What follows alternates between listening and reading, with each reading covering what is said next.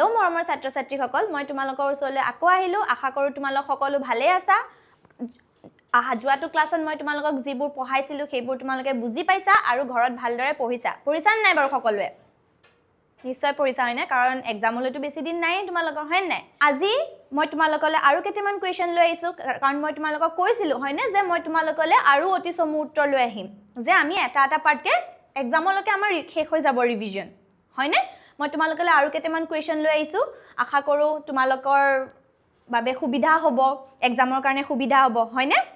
গতিকে সকলো ছাত্ৰ ছাত্ৰীকে মই আমাৰ ষ্টুডেণ্ট গাইড চেনেলটোলৈ স্বাগতম জনাই আজিৰ ক্লাছটো আৰম্ভ কৰিছোঁ সকলো সাজু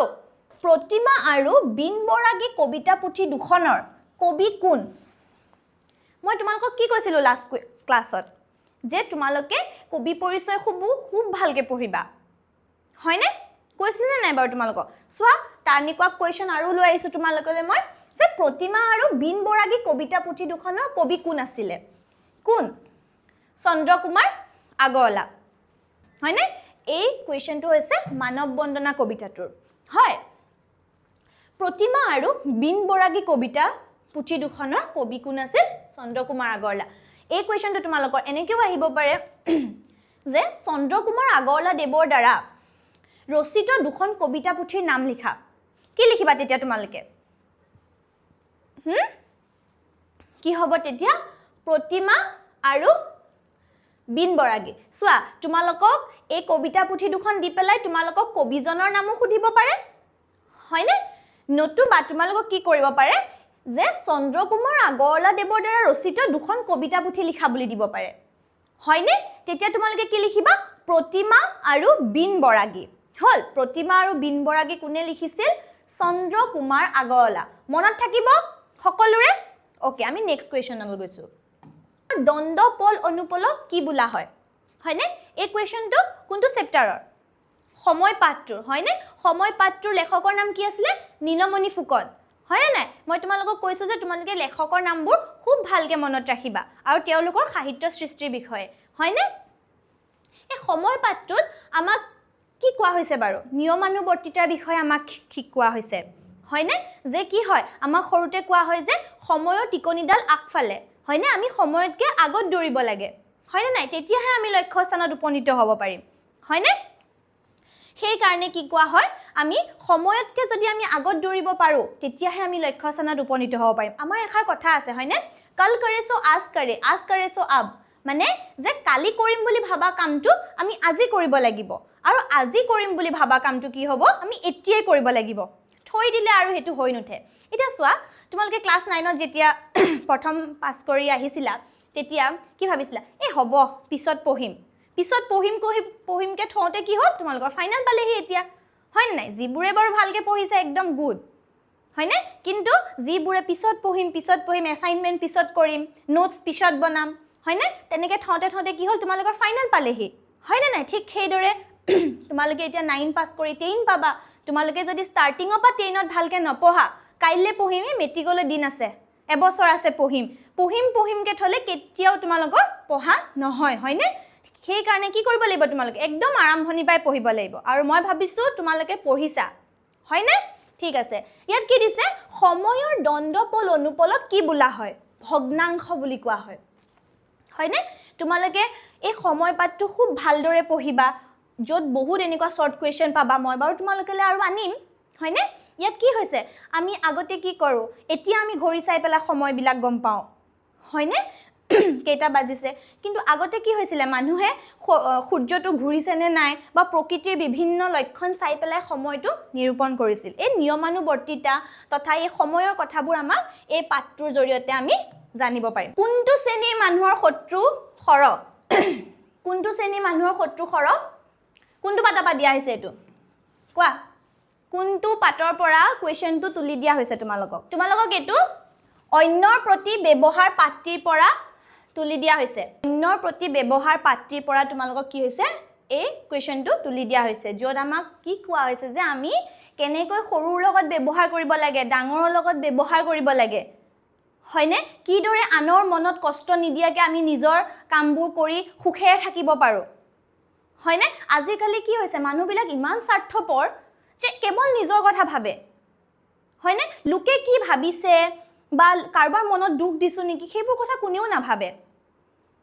হয়নে কিন্তু তেনেকৈ হলে কি হ'ব আমি জীৱনত সফল হ'ব পাৰিম হয়তো কোনবাখিনিত আমি সফল হ'মগৈ হয়তো কিন্তু আমাৰ সুখ নাথাকিব কিন্তু আমাৰ জীৱনত সুখ নাথাকিব সেই কাৰণে অন্যৰ প্ৰতি ব্যৱহাৰ পাতিত তোমালোকক শিকোৱা হৈছে কেনেকৈ নম্ৰ হ'ব লাগে কেনেকৈ নম্ৰভাৱে আনৰ লগত কথা পাতিব লাগে কেনেকৈ আনক দুখ নিদিয়াকে মনত দুখ নিদিয়াকে নিজৰ কাম কৰি মানুহ সুখত থাকিব পাৰি কেনে ধৰণে কথা পাতিলে মানুহক অন্তৰত দুখ নিদিয়াকে থাকিব পাৰি সেইবোৰ কথা তোমালোকক অন্যৰ প্ৰতি ব্যৱহাৰ পাতিত শিকাই দিয়া হৈছে হয় কোনটো শ্ৰেণীৰ মানুহৰ শত্ৰু খৰ আনৰ লগত কেটেৰা জেঙেৰা কৰা হিংহিঙীয়া মানুহৰ শত্ৰু বেছি আনৰ ইয়াত হিংহিঙীয়াটো মোৰ লিখা নহল ক্ষমা কৰিবা আনৰ লগত কেটেৰা জেঙেৰা কৰা মানুহৰ আনৰ লগত কেটেৰা জেঙেৰা কৰা হিংহিঙীয়া মানুহৰ শত্ৰু বেছি বুজি পাইছানে তোমালোকে এনসাৰটো বাৰু যে শুনা যিবোৰ মানুহে আনৰ লগত কেটেৰা জেঙেৰা কৰি কথা পাতে তোমাক ধৰা ভাল কিবা এটাও কৈছে তুমি হেতু মন দিয়া নাই তুমি একদম ৰুডলি কথা কৈছা হিংহিঙীয়া স্বভাৱৰ তোমাক ভাল কথা এটা কৈছে তুমি হিংহিঙীয়া কথা কৈছা তোমাৰ সেই মানুহৰ ফ্ৰেণ্ড থাকিব জানো নাথাকে হয়নে শত্ৰু বেছি হ'ব তোমালোকে নিজৰ ক্ষেত্ৰতে চোৱাচোন তোমালোকে যদি স্কুলত তোমাৰ ফ্ৰেণ্ডক যদি তুমি টানকে কথা কৈছা বা ফ্ৰেণ্ডে তোমালোকক সহায় এটা বিচাৰিছে তুমি সেই সহায়টো কৰা নাই হয়নে ফ্ৰেণ্ডৰ লগত তুমি হিংহিঙীয়া কথা পাতিছা ফ্ৰেণ্ডক কেটেৰা জেঙেৰা কৰিছা হয়নে তেতিয়া তোমাৰ লগত ফ্ৰেণ্ডশ্বিপ কৰিব মন কৰিব জানো কেতিয়াও নকৰে তোমাৰ পৰা লাহে লাহে কি কৰিব আঁতৰি ফুৰিব তোমাৰ পৰা ডিষ্টেন্স এটা সিহঁতে মেইনটেইন কৰিব হয়নে তাৰ ফলত কি হ'ব তুমি অকলশৰীয়া হ'বা আৰু কি হ'ব তোমাৰ শত্ৰু বেছি হ'ব কাৰণ তুমি কাকো মিঠা মাত দিব নাজানা তুমি সেই মিঠা মাতেৰে অন্তৰ জিনিব পৰা নাই যেটো কাৰণে কি হ'ব তোমাৰ শত্ৰু বেছি হ'ব সেইটোৱে কৈছে যে আনৰ লগত কেটেৰা জেঙেৰা কৰা হিংহিঙীয়া মানুহৰ শত্ৰু বেছি ঠিক আছে নেক্সট কোৱেশ্চন অসমীয়া সাহিত্যৰ জোনাকী যুগৰ অন্যতম কবিগৰাকীৰ নাম কি কোনটো চেপ্টাৰৰ কোৱা মই বহুত কোৱেশ্চন আনিছো এইটো চেপ্টাৰৰ পৰা দেই মই আগৰ ক্লাছতো তোমালোকক কোৱাইছো এইটো ক্লাছতো গতিকে তোমালোকে কোৱেশ্চন দেখিলে ক'ব পাৰিব লাগিব অসমীয়া সাহিত্যৰ জোনাকী যুগৰ ত্ৰিমূৰ্তিৰ অন্যতম কবিগৰাকীৰ নাম কি কি আছে চন্দ্ৰকুমাৰ আগৰৱালা হয়নে চোৱা এতিয়া জোনাকী যুগৰ ত্ৰিমূৰ্তি বুলি ত্ৰিমূৰ্তি মানে কি প্ৰথমতে এইটো তোমালোকে জানিব লাগিব ত্ৰিমূৰ্তি ত্ৰি শব্দৰ অৰ্থটো হৈছে কিমান তিনি অৰ্থাৎ ইয়াত তিনিজন ব্যক্তি আছে এই ত্ৰিমূৰ্তি বুলি যে কৈছে আমাক তাত তিনিজন ব্যক্তি আছে হয়নে যি তিনিজন ব্যক্তিয়ে জোনাকী কাকতৰ জৰিয়তে এক সাহিত্যিক নৱজাগৰণৰ সৃষ্টি কৰিছিল একদম বহুত গুৰুত্বপূৰ্ণ কোৱেশ্চন এইটো মানে একদম বহুত ইম্পৰ্টেন্ট এইটো বহুত ইম্পৰ্টেন্ট তোমালোকে জানিবলগীয়া কোৱেশ্চন এইটো যে ত্ৰিমূৰ্তি জোনাকী যুগৰ ত্ৰিমূৰ্তি তিনিজন ব্যক্তি আছিলে মনত ৰাখিবা যিয়ে জোনাকী কাকতৰ জৰিয়তে সাহিত্যিক নৱজাগৰণৰ সৃষ্টি কৰিছিল হয়নে সেই তিনিজন ব্যক্তি কোন আছিলে প্ৰথমজন হৈ গ'ল তোমাৰ চন্দ্ৰকুমাৰ আগৰৱালা হ'ল দ্বিতীয়জন তোমাৰ লক্ষ্মীনাথ কি আছিলে লক্ষ্মীনাথ বেজবৰুৱা হয় এজন হল 2 নম্বৰ লক্ষ্মীনাথ বেজবৰুৱা এজন 2 নম্বৰ হল 3 নম্বৰজন কোন আছিল জানানে তিনজন মই কৈছো না ত্ৰিমূৰ্তি মানে তিনজন প্ৰথম চন্দ্ৰকুমাৰ আগৰৱালা লক্ষ্মীনাথ বেজবৰুৱা আৰু 3 নম্বৰজন হৈছে তোমাৰ হেমচন্দ্ৰ গোস্বামী হেমচন্দ্ৰ কোন আছিল তোমাৰ গোস্বামী মনত থাকিবনে যে এই তিনিজন ব্যক্তি জোনাকী তোমালোকৰ পিছলৈও তোমালোকে মনত ৰাখিবা জোনাকী যুগৰ ত্ৰিমূৰ্তি বুলি ক'লে তিনিজন ব্যক্তি চন্দ্ৰকুমাৰ আগৰৱালা লক্ষ্মীনাথ বেজবৰুৱা হেমচন্দ্ৰ গোস্বামী তেওঁলোকে কি কৰিছিল জোনাকী কাকতৰ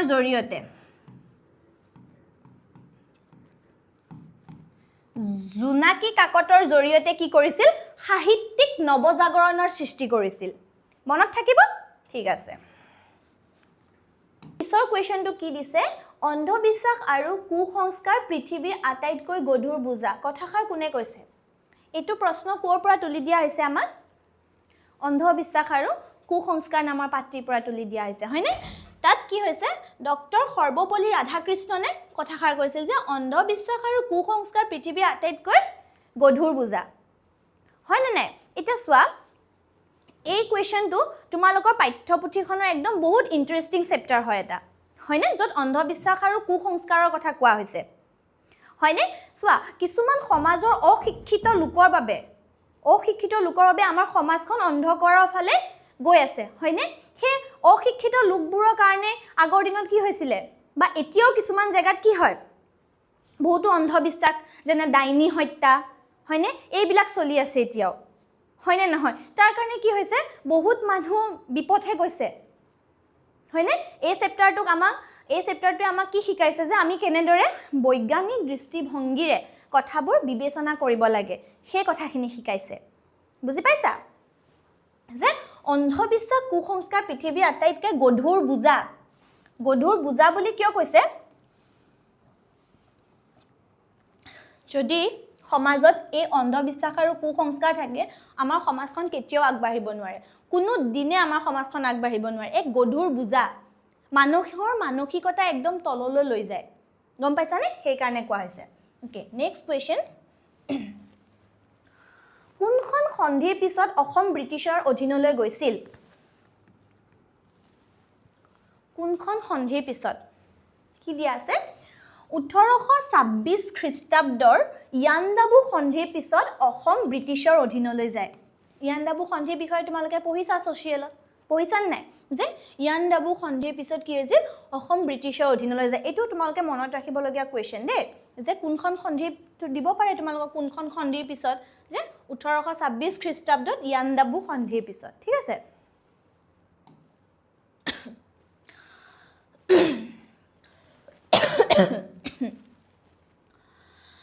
মাধৱ কন্দলীয়ে কোনখন মহাকাব্য অনুবাদ কৰিছিল কোনটো চেপ্টাৰৰ এইটো কোনটো পদ্যাংশৰ কোৱেশ্চন কোৱা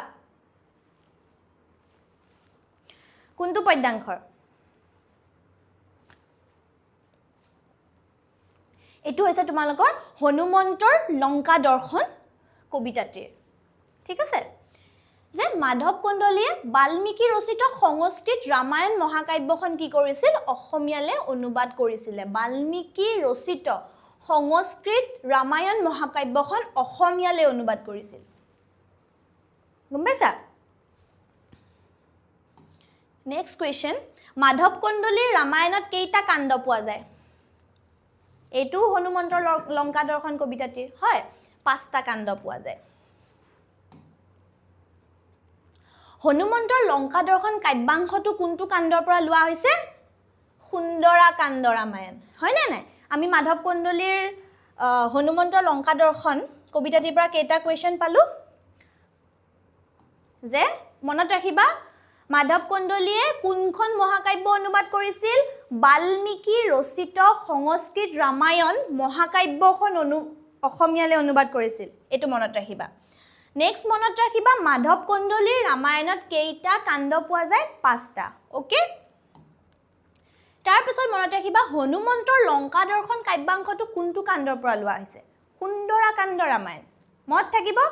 হনুমন্তৰ লংকা দৰ্শন কাব্যাংশটো কোনটো কাণ্ডৰ পৰা লোৱা হৈছে সুন্দৰা কাণ্ড ৰামায়ণ নেক্সট আৰু এটা কোৱেশ্চন আছে হেতু চেপ্টাৰৰ মাধৱ কন্দলীয়ে কোন ৰজাৰ পৃষ্ঠপোষকতা লাভ কৰিছিল কোন ৰজাৰ বৰাহী ৰজা মহামাণিক্যৰ পৃষ্ঠপোষকতা লাভ কৰিছিল এইটো একদম পৰীক্ষাত আহিবলগীয়া কোৱেশ্চন তোমালোকৰ মনত থাকিব বৰাহী ৰজা মহামাণিক্যৰ পৃষ্ঠপোষকতা লাভ কৰিছিল ঠিক আছে মনত থাকিব মই তোমালোকক হনুমন্তৰ লংকা দৰ্শন কবিতাটিৰ পৰাও বহুতো কোৱেশ্চন দিলো একেটা একদম সাবায়ে ঠিক আছে গতিকে এনেকৈ তোমালোকলৈ মই আৰু কোৱেশ্চন লৈ আহিম আৰু মই তোমালোকে আৰু কেইটামান শৰ্ট কোৱেশ্চন লৈ আহিম যাতে তোমালোকৰ শৰ্ট কোৱেশ্চন একদম কনফিউজন শেষ হৈ যায় যাতে এক্সামত দেখিলেই মনত পৰে যে অ ইয়েস এটো মেমে শিকাইছিলে ঠিক আছে আশা কৰো সকলোৱে বুজি পালা আৰু তোমালোকে কিবা নুবুজা থাকিলেও মোক সুধিবা আগলৈও এনেকৈ মন দি যাবা তোমালোকৰ সহায় সহযোগিতা মোক আগবঢ়াই যাবা আৰু ভিডিঅ'টো লগৰ বন্ধু-বান্ধৱীৰ সৈতে শ্বেয়াৰ কৰিবা যাতে তেওঁলোকেও পঢ়িব পাৰে তেওঁলোকৰো সুবিধা হয় ঠিক আছে আজিলৈ ইমানেই আকৌ মই তোমালোকক নেক্সট ক্লাছত লগ পাম ধন্যবাদ